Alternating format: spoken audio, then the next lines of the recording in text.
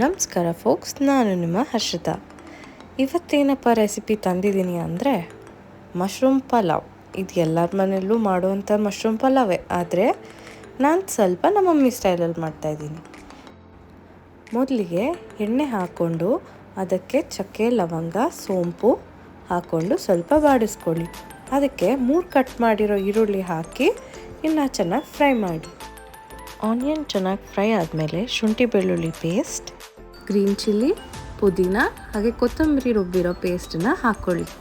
ಇದು ಹಾಕ್ಕೊಂಡು ಚೆನ್ನಾಗಿ ಫ್ರೈ ಮಾಡಿ, ಇದ್ರ ಹಸಿ ವಾಸನೆ ಹೋಗೋವರೆಗೂ.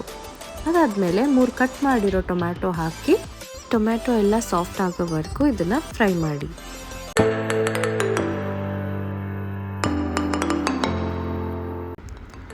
ನಿಮ್ಮ ಟೇಸ್ಟ್ ಪ್ರಕಾರ ಸಾಲ್ಟ್ನ ಆ್ಯಡ್ ಮಾಡಿ. ಇವಾಗ ನಾನು 3 ಪ್ಯಾಕೆಟ್ ಬಟನ್ ಮಶ್ರೂಮ್ ತೊಗೊಂಡಿದ್ದೀನಿ. ಇದನ್ನು ಚೆನ್ನಾಗಿ ಕಟ್ ಮಾಡಿಬಿಟ್ಟು ನಾನು ಇದಕ್ಕೆ ಆ್ಯಡ್ ಮಾಡ್ತಾಯಿದ್ದೀನಿ. ಮಶ್ರೂಮ್ ಎಲ್ಲ ಚಿಕ್ಕದಾಗೋವರೆಗೂ ಹೀಗೆ ಫ್ರೈ ಮಾಡ್ಕೊಬೇಕು.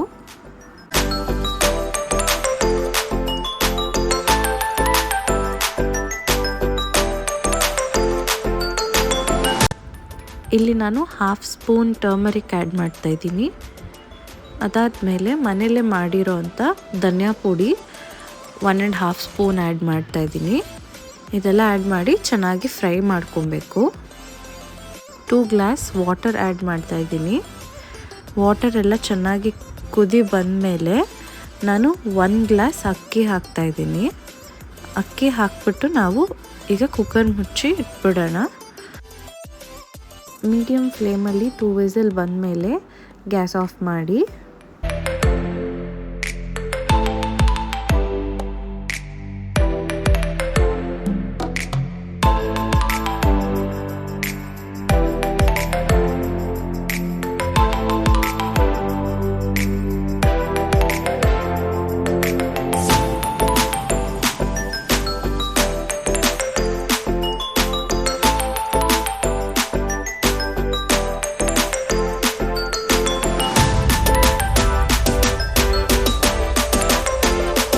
ಯಮ್ಮಿ ಆ್ಯಂಡ್ ಟೇಸ್ಟಿಯಾಗಿರೋ ಮಶ್ರೂಮ್ ಪಲಾವ್ ರೆಡಿಯಾಗಿದೆ.